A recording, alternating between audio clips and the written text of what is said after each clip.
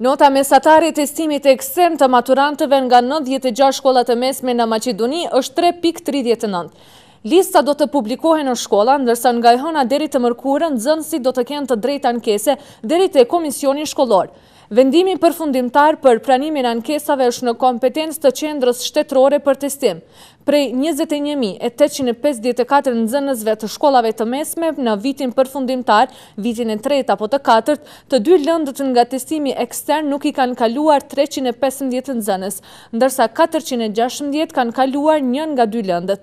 Pasi të kalojnë afatet për ankesa, Ministria e Arsimit Shkencës do të caktoj datë për sesionin për testimin e maturantëve që kanë munguar me arsye nga testimi më 22 apo 24 janar.